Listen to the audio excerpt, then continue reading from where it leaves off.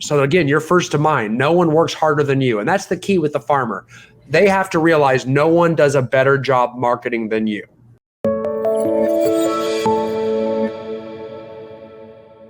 Ladies and gentlemen, welcome back to the Retargeting podcast. It's the best place for you real estate agents to be able to learn from the best and brightest, our coaches and agents out there. And exception today, we have Brian Icenhower here. Excited to have him. Thanks for being here, Brian. Hey, Robert, how's it going?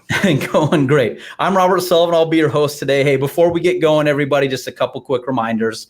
This is a participatory event. So if you have questions for Brian, throw them in the chat, whether you're on our podcast page, YouTube, Facebook, wherever you're at. We'll do our best to get to all the questions chatted in.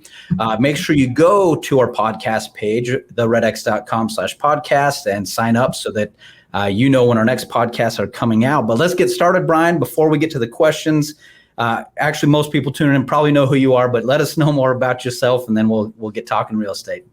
Sure. Yeah. No, really excited to be here too again. I run a coaching company. I've been in real estate about 30 years and ran a bunch of brokerages. I own some brokerages and sold real estate over the years. And now I'm proud to say we have one of the largest real estate coaching companies that there is. And our kind of claim to fame has been helping agents dramatically increase their production. So much so now we coach many of the highest producing luxury agents, real estate teams, and solo agents in North America. And that number just keeps growing and growing. So our community keeps growing, and number of coaches we have keeps growing pretty dramatically.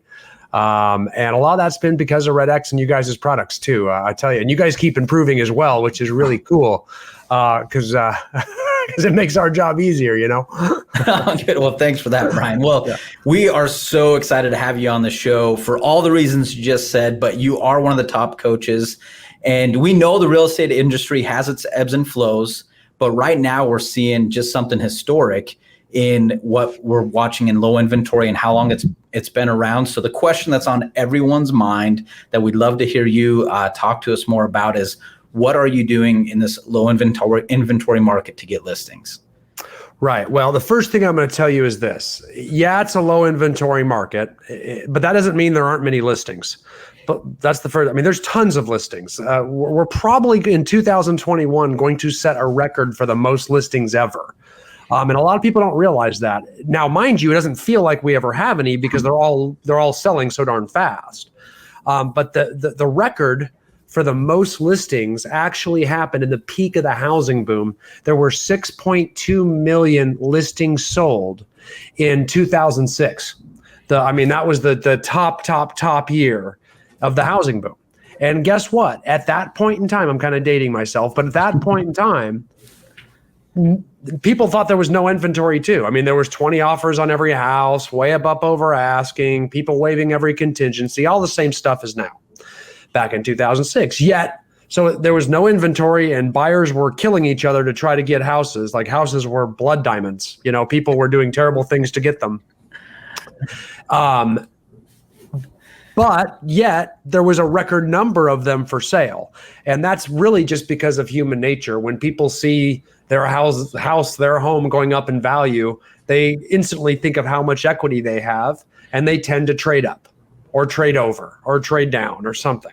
So they take advantage of that times. And that's what's happening now. The second highest listings sold year was 2020, last year. And last year was a low inventory year. Now 2021 is even lower inventory, but in the first half, which we're about to wrap up the first half, we are going to see that it's going to be the record for 6 months, the most listings taken and sold. Despite it doesn't feel like it. So the only reason I'm saying this is so that any real estate agents watching this get the right mindset about this. We get paid as a percentage of listing volume out there, and there's never been more money out there. There's never been more commission income out there available for you to get. You just need to make sure you're getting your fair share of it. And yeah, so someone's selling the houses. So why not? Someone's selling them. Absolutely. Yeah, someone's selling them. So, and the best way to do that is to control the inventory, and that means control the listings. And that's what you guys do, is you give us the tools that all of our clients use to do that at an extremely high level. Because I can honestly say that most of our clients are the top of their local multiple listing service in production rankings. If not number 1, 2, and 3, or number 1, or that kind of thing, they typically take the most listings. And that's because they're using a lot of your tools. And if you do that, you're going to completely control the inventory. And that, the rich get richer in this market. That's for sure. Yeah, and thanks for saying that. So RedX does offer quite a variety of tools, but we've chatted a little bit before offline, and you've talked a lot about using GeoLeads or circle prospecting through RedX. Yes. And what are some of your tips and tricks, or why are you recommending that your coaches? Why are your coaches finding success with GeoLeads right now? Well, I tell you, I love when you guys came out with GeoLeads Plus, because that added emails. And when you added emails, that opened up like this ray of sunshine on everything, because it took real estate geographic farming to another level. And we've got a lot of farmers. We coach most of our clients to build their sphere of influence, their referral base, the people they know, right? But then we always layer on a couple other pillars of business. And with most top agents, farming starts to flow into the mix, because a top agent can start to pick and choose their price point. And most agents want a higher price point because you make a lot more money with a lot less work, right? And there's no better way to target your price point than target a geographic location. You just find where the expensive houses are, and we target and market that area. And GeoLeads helps us do that. And now that you've got GeoLeads Plus, where we've actually got email addresses mixed in, holy moly, now that opens up a lot of different realms that people probably haven't considered. So I'm going to actually talk about some of the tips that we use. Once I saw that, I'm like, oh boy, that opens up a whole lot more for us, right? So I know you guys provide. I do want to say this too before I dive into that teaser. That you probably don't know I'm going to say about, but I will tell you this: it's an amazing FSBO market. Okay, and you guys provide all the tools to market to FSBOs, so we still teach that, and we have a lot of agents making a killing off FSBOs right now. Why? Because the market is so outrageously hot. Everybody on the planet thinks they can sell their house themselves, so FSBOs are everywhere. So it's never been easier to get more FSBOs than right now. So this is a FSBO market, just like 2005, 6, and 7 was a FSBO market. This is a FSBO market for the exact same reason. Okay, if you can stomach dealing with people that don't necessarily think that you really should be in business, you got to get past that. You got to be patient. You got to stay with them, and you got to nurture them and market them over time. But it is a good FSBO market. So that is something. I'm actually like covering your entire array of your product. Yes, line. Yeah, thanks. I love it. But I will tell you that before I get into the other thing I want people to realize too is it's an amazing expired prospecting market. And people say, well, why would you say that? There's no listings expiring. First of all, you're wrong. Every market has listings expiring all the time. But what you don't have is many other agents calling them right now, because everybody erroneously thinks that it's a terrible market to prospect for expireds. But I actually see expired prospecting conversion rates go up in low inventory market when there aren't many expired listings. Because relatively speaking, there's very few expired listings right now compared to, let's say, 2008, 9, 10, 11. However, your conversion rates are higher because no one else is calling them. So we've got a lot of agents that call them. I've even got some luxury agents that have average purchase prices of $4 million, $5 million. That prospect for expireds in luxury markets right now, and they are the only person calling them. And there's no better way to break into a farm than by prospecting into it with an expired or a FSBO. And are those current, like brand new expireds? Are you going back months or years to do old expireds, or all of both? Both. We always call the brand new ones first. For my guys that do expireds, we call the brand new ones first, because we got that speed to lead, whichever, that just expired. We want to be the first one on that. But then we usually do call a certain number of old expireds dating back a year or two, because we can, heck, you go back 2 years. They've had a 19% price increase in most markets.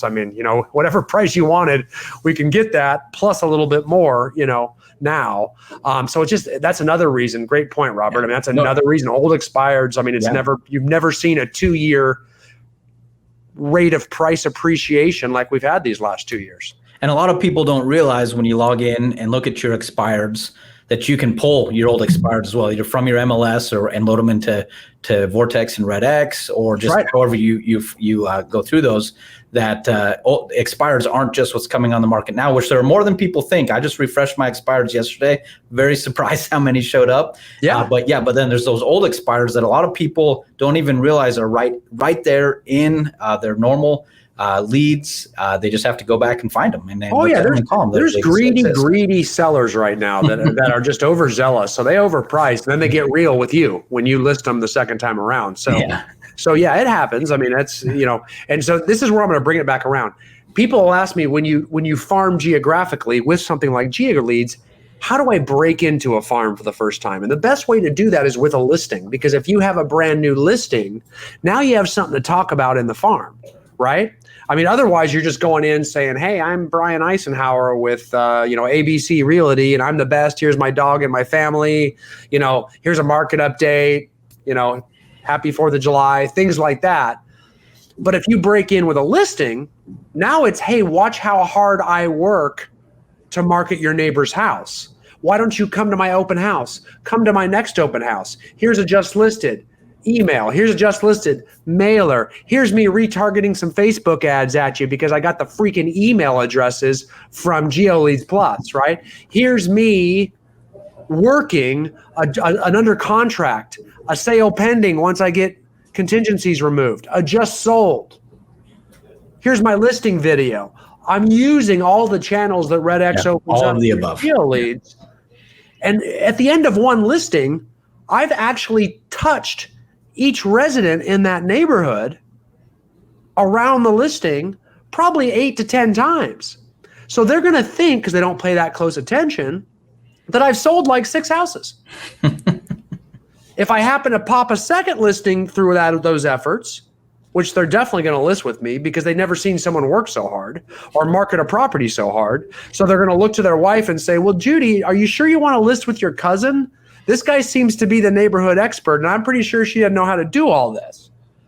So I get my second listing. Now I've got those sale pendings and those open houses going along with my just sold that I just sold. And all of a sudden, literally within a few months, boom, I'm the neighborhood expert because I went in with a listing. And that's why I like to use FSBOs and expireds to get in with a listing. So I really target in the MLS my hot sheets for expireds in certain neighborhoods that I want to farm in. And once I'm notified of an expired in there, bam, I'm going at it. I'm breaking in. I love it because you're not talking about, hey, this lead type or that lead type or this media or that media. You're saying I have a strategy that uses all of them. And I start here, but I'm going to end here. That's correct. I love it. Yeah, no, my guys burn out your systems. There's no doubt they tool through them. So then with GeoLeads, it gets really, really cool. So then that's how we're breaking in typically, right? And yes, we're going to market some filler in there too. Like, you got guys walking down the street putting those little tiny, American flags in the driveways, with their little business card on it. So you walk down the street, you just see all these little tiny American flags. That's 4th of July filler. You might, coming up on what's next, Labor Day, you might bring in a taco truck or an ice cream truck, or both, and park them at the neighborhood community pool or the neighborhood park, or even a house that where someone lives in the neighborhood, or the entrance to the neighborhood or something. And then of course we're using all of your email addresses, your mailing venues, social media, et cetera, for about 2 weeks prior to that to invite everyone. So again, you're first to mind. No one works harder than you. And that's the key with the farmer. They have to realize no one does a better job marketing than you. We're not going to list with our friend. We're not going to list with your cousin. That guy knows the neighborhood. He focuses on the neighborhood. Look what he does for the neighborhood. It's so much easier if we just use the expert. That's what we're going for, right? So that's what I call filler, because we could do those things every year. But I want to come in with a listing.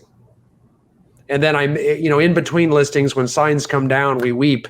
We don't celebrate for a commission check. We weep because we have nothing to talk about.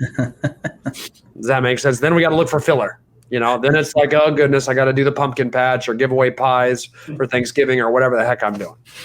And filler you like to avoid.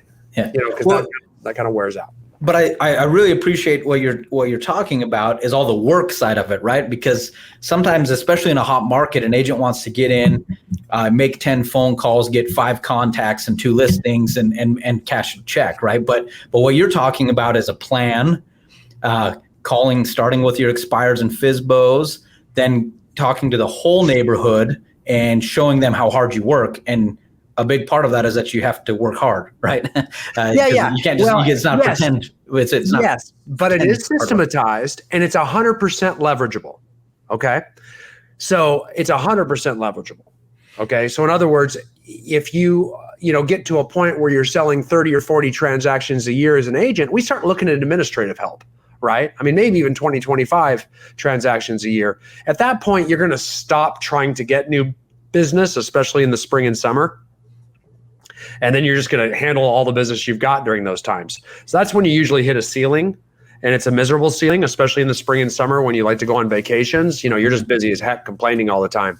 So if you ever want to break through that, we're going to start leveraging and we're going to bring on some administrative help. And if you do that, that administrative help will pay for itself in spades.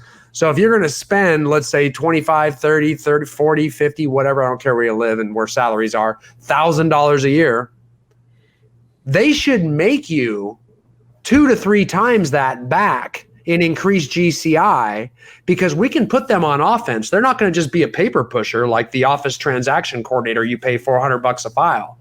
That one just costs you money. We're going to put them on offense too. We're going to have someone that's out there doing marketing activities that brings you business that will pay for themselves. And geographic farmers, good geographic farmers, there's a lot of leverageable tasks because there's a lot of marketing material we got to put out on the regular. Okay. So, maybe you have do you have your next tip you want to go to? Yeah, I want to start talking about sorry, but if you had something good, I'm sometimes maybe this is going to be one of your tips because you talked about several marketing touch points. Yeah. And what we have agents always looking for is a script to start with. And when you've got that many, I mean, you might have a letter, a flyer, just listed, just sold. So it sounds like you have several different ones. Yeah. And so I think you should go to your next tip if you're ready for that one. But I'd also love to talk any scripts that you might have, or at least tips for people. Right. We're going to give you a lot of those. And they vary based upon the different types of marketing pieces we're putting out around them. Okay. So the first one, I'm going to start with the one everyone knows. And I call them my 6 touch. And the 6 touch is composed of just listed and just sold. Those are the bookends. And then in between it, we've got open house, always 2 open houses. Okay. I don't care if your house sells in a freaking day. We have 2 open houses. And then we go under contract, sale pending, just sold. Okay. So just listed, open house, under contract, sale pending, just sold. And under contract and sale pending are usually the same thing, but I like to get 6 touches in because I want more marketing. So under contract is when we get offer and acceptance. Sale pending is when the contingencies are waived. Trust me, the public has no idea the difference. They don't even notice. And then just sold on the end, right? Now, getting coming soon going. I used to do coming soon on the front end, but now there's all these weird rules and different MLS rules. So if I were you, I'd just do the coming soon because I think rules from an MLS restricting agents further than we're already restricted by the law is the most ridiculous concept on the planet. I don't understand why we pay dues to associations to restrict ourselves from marketing further. But for some reason, agents feel the need to do this. So I just stay out of it. But if you want to make it a 7 touch and make more money, feel free to do that on your own. But that's just my little personal rant. So anyway, that's our 6 touch, right? And because Geo Leads Plus provides email addresses, what I do is I do a 6-to-2 ratio out of there, okay? So the 6 are 6 emails for every one. Why? Emails are free. So we're going to send an email for every single one of those. And we're going to try to spread them out. Okay? And then we're going to send 2 mailers because mailers tend to cost money. So we're just going to send 2 of them, one for just listed, one for just sold. People ask me, do you like just listed, just sold mailers? Yes. If they are done with a bunch of other touches. By themselves, no. I think it's a complete waste of time and money. But if you do them and mix in, because I don't think 2 touches on a whole bunch of people you don't know at all is worth much. But if you're saturating a neighborhood, if you're developing and grooming a target market where you just stay first of mind with your touches and you add evidence of your success with your touches and maintain evidence of your success with your touches, now I love them. Now I love them, right? So I do like them with that. So it's a 6-to-2 ratio. It's 6 touches, 6 of them are going to be emails, and then 2 of them will also be mailers, okay, on every single one. Now, the open houses get special, okay? So we're always going to have 2 open houses. So we got to be, again, we have to be very, very structured. All of those touches, we're also going to put social media posts around them as well too, right? So we're going to always hit Facebook and Instagram at least for all 6 touches. Okay. Now all of these, so this is, now we're making, I don't even know how many touches we're making here. We're starting to get up there and, 6 plus 2 plus another 6, that's like 15. So we're going to need to have very, very thorough listing and closing checklists so we don't forget to utilize these marketing opportunities. Does that make sense? So, yes, we put the lockbox on and we get the Instagram post up type of deal.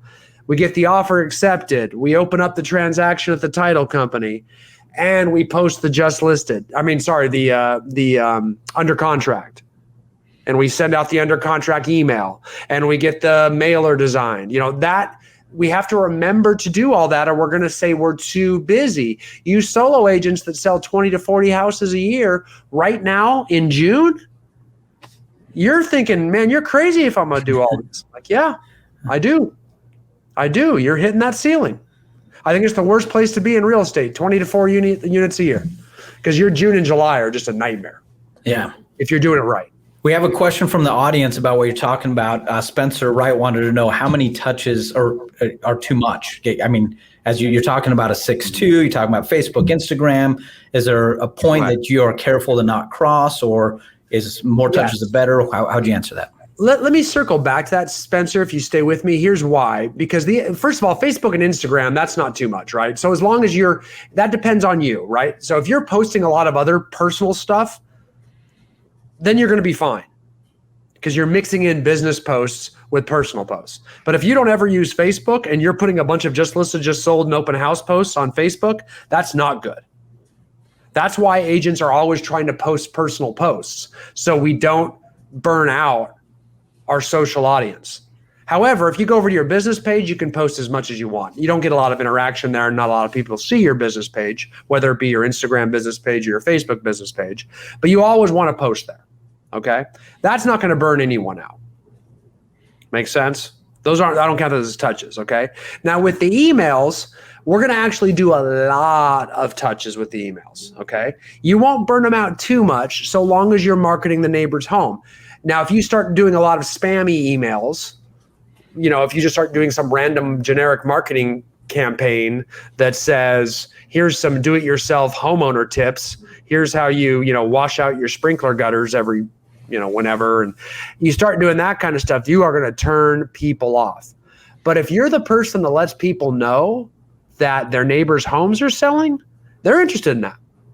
If you have subject lines that say, whatever the neighborhood name is, we're going to call it Whispering Pines. If Whispering Pines, if the subject line is attention Whispering Pines residents, another Whispering Pines home sold, new listing in Whispering Pines, that is so hyper local that it's not spammy, that when the neighborhood gets that, they're going to open it. Just think of the name of your neighborhood, and if you got an email with that in the subject line, you're interested. You're humans. You're gossipy. You want to know, and you want to look at photos of their house, and you want to see who lives there and who's moving and why and what happened and all that kind of stuff. So they actually want this. Okay. But I'll tell you, so that's the first part of it, okay? Now, we do have to be kind of toned because I'm going to add a lot of layers on top of this. So Spencer's question is really good because we do need to make sure that we don't overload them with what I'm doing next, okay? Here's my next zinger that kind of goes alongside of this. And this kind of depends on what type of system you use, but no matter what you do, you can do this. We're all familiar with listing e-alerts, right? Okay. Listing e-alerts are traditionally something we've had in real estate 15, 20 years. You have a buyer looking for a house. You go into the MLS, you use their system to type in all their criteria. And anytime a listing comes up for sale that fits their criteria of the home they're looking for as a buyer, it gets emailed to them so they can see it and say, hey, Brian, I just saw this email you sent me, even though I had no idea it was sent automatically by the MLS. I want to go show that property. I want to go see that property. And that's what happens, okay? But farmers actually use listing e-alerts in a different way, okay? So what we'll do is have all our clients go into GeoLeads Plus, and then we actually export all of the email addresses, and we set them up in the MLS system by using so anytime a Whispering Pines listing comes up for sale, all of the residents that we have email addresses for receive an auto email listing alert from the email system, from the MLS system. Now, a lot of you guys have CRMs that do this. There's a lot of big CRMs out there that have their own listing alert system with an IDX feed to your multiple listing service. And that's fine too. Doesn't really matter how you do it. All you need is email addresses to get this done. And GeoLeads gives us that. So with GeoLeads, we use those email addresses, and now we can act. Now they love these. They love these more than just listed, just solds, right? This is where you have to, where Spencer's question gets good. You got to kind of look at your frequency because we don't want to burn people out with too many emails because you can blast somebody. If you have like a neighborhood that you're farming of 5,000 houses, that's an enormous farm. So there's going to probably be, one or two listings every day. And that's a lot of emails back at 5,000 people, right? Now you can also enhance that, which I don't think you should do that. You can also enhance that by not just sending just listeds. You can also send them sale pendings and solds in most markets too. Every MLS is different what feeds they allow. Some MLSs just allow just listeds. Most of them allow just listeds. Some allow just sold. Some allow sale pendings too. Okay? Or under contracts or whatever you call it in your area. But there's quite a few that allow all three. So can you imagine a listing every single day and you're sending just listed, sale pendings, and sold? So if you start doing that, you're going to get people unsubscribing all over the place. But you can adjust the frequency based upon how big your farm is. Because if Whispering Pines is only 100 people, okay, 100 people, 100 residents or 100 households, well, then I might do emails for just listed, sale pending, and just solds. So I wish there was a definite answer, Spencer, as to how frequent, but a lot of it depends on the size of your farm. And a lot of it depends on how many of these different touches you're layering on top of each other. But listing e-alerts is a very good way to do it because this enables them to do 6 things. And this is part of your script that you want to make sure you're always conveying, because when we're meeting the neighbors at open houses, we're not just going to open houses to get buyers. We're also going to talk to listings, because every seller that's a looky-loo seller, or we're just looking, that's what they do. They go look at open houses right before they will check out the competition. I mean, they know the price. Is my house better than this or not? So they walk through it to see what the price of their house might be.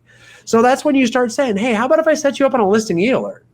We've got our own tool. So anytime one of your neighbor's home comes up for sale, we'll make sure that you know about it before any real estate agents do. And they will. Because real estate agents don't look at every listing that hits the market every single morning. But if you have emails going out immediately, instantaneously to all the recipients, they'll actually see them before the agents do. So we're going to give you full realtor access to the MLS system for any Whispering Pines listing. So you'll get that email right away. And you'll know, and here's what you're going to be able to do. You're going to be able to, number one, this is like crack cocaine. Look through look through photos of your neighbors' homes. You can go all through their house and check them out.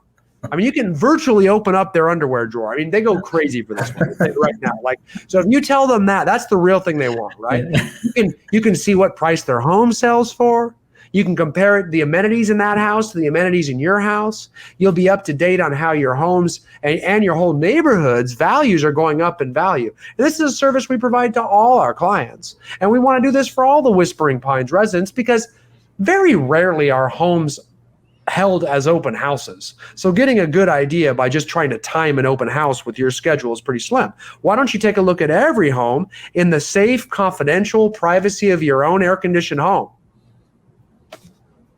And you can look at as much as you want and get an informed decision about it. So they love it, right? So we've got to be able to deliver that value proposition. We're going to deliver it on phone calls when we call around and invite everybody to the open house, right? We're going to deliver it when we meet them in person. So we're not turning away looky-loo listings.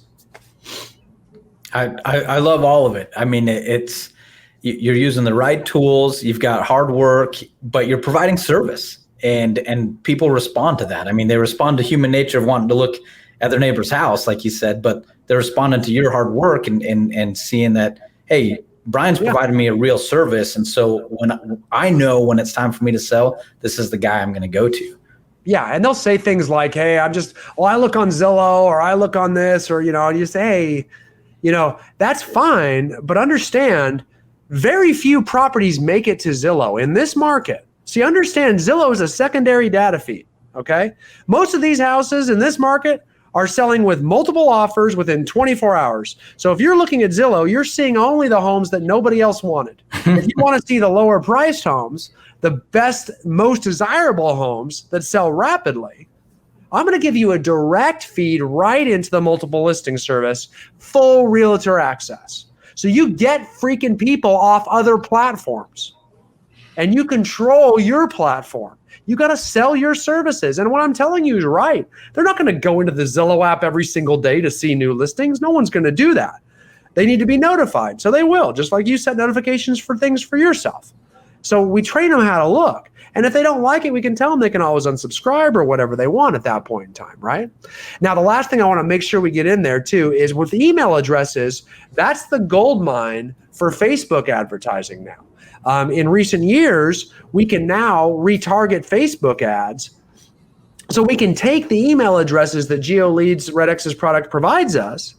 We can upload those into Facebook, and now we can retarget our ads back at our own database. That's why we call it retargeting, right? Because we provide the database to Facebook with our email addresses. Facebook magically, because Facebook knows everything. In fact, Facebook's probably watching right now. I love you, Facebook. Don't harm me. And what happens is we upload that all into Facebook, and then Facebook then takes your ad that usually is sent out to your friends or the masses and retargets those ads at just those email addresses. So you can start having very hyper local marketing materials like your Whispering Pines real estate expert or neighbors only open house this Saturday for Whispering Pines residents.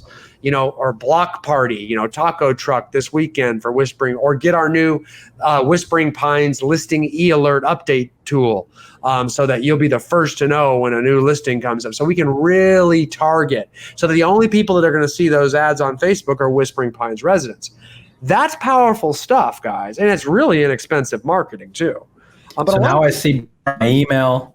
I see Brian at the taco house in my mailbox, and even when I'm scrolling on my phone in Facebook, I see Brian, and now I know he's the guy. Yeah, you're not going to list with your cousin who just got a license. This is not going to happen. I mean, that's what they always think. I mean, so many people, you wonder why you market FSBOs, because they're going to start to realize, oh, wait a minute, maybe real estate agents do things. You know what I'm saying? And that's what you do. You get with a FSBO and you impress them. And again, all leverageable, all these touches need to be, I mean, the listing e-alerts is easy. Once you set those up, that's just set it and forget it. I mean, you'll talk to people, farmers talk to people 3 and 4 years later, and they're like, man, I've been getting your emails for so long now, and you totally forgot you had them set up, right?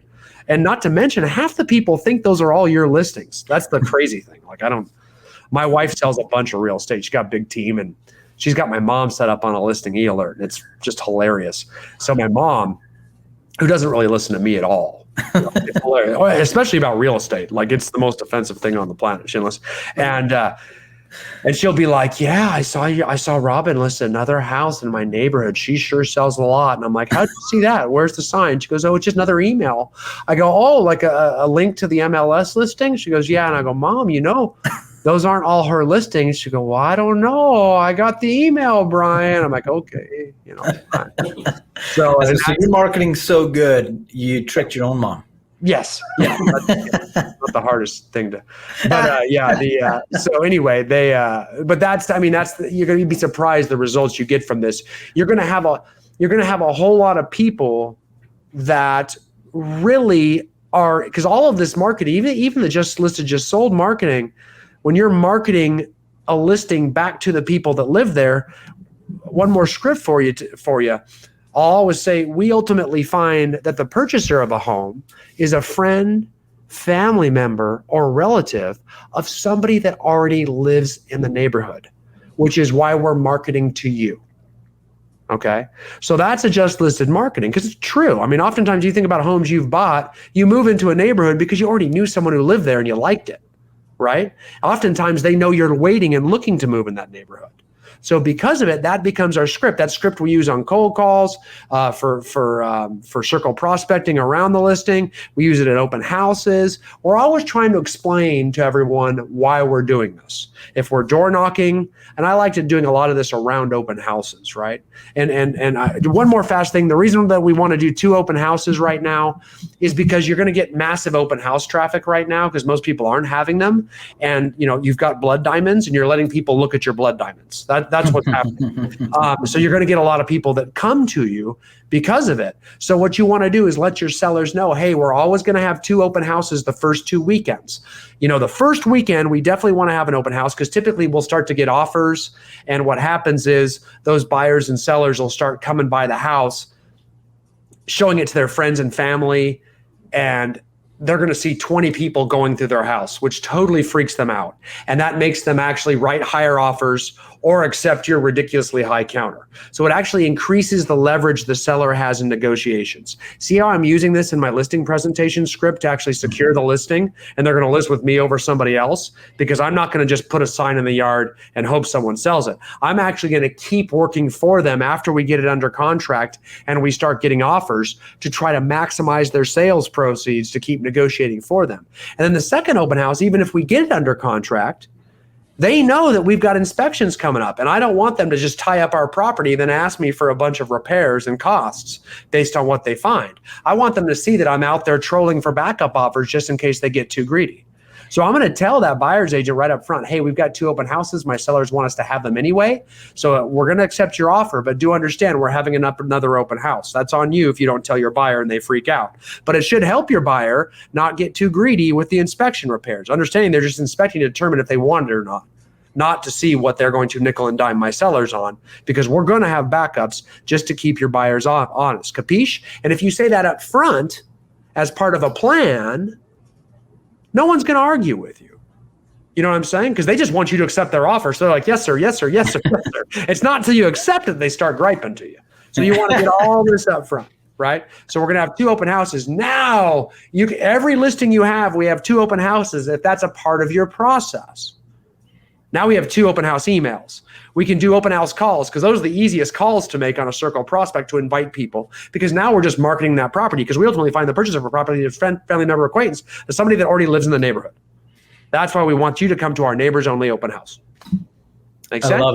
I love it. Brian, we could talk for hours more. This content, it's needed right now. I mean, agents are out there. They want to know best practices to continue being successful in this low-income market. You have delivered, and I know that you've got a lot more content. Why don't you tell our listeners as we wrap up here, your website? I think you have a book coming out, if I remember right. Yeah, we do.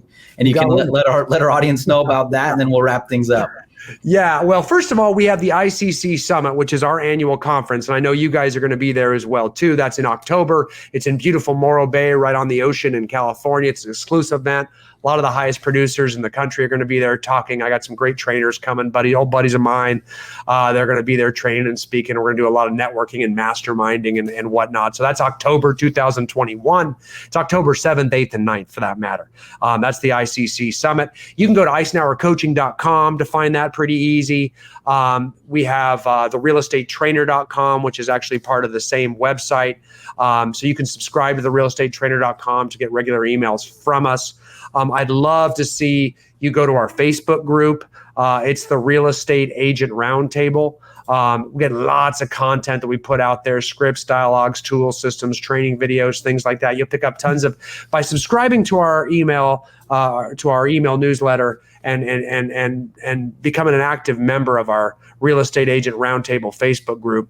I think you'll get a lot of, be able to pick up a lot of what we're putting down out there too. And yeah, we've got the book. That's kind of cool. I've written a few books for real estate before, but I got picked up by Wiley Publications, which is one of the oldest publishing houses in the country. Apparently they published Moby Dick and Herman Melville and like Ernest Hemingway. And Brian Icenhower.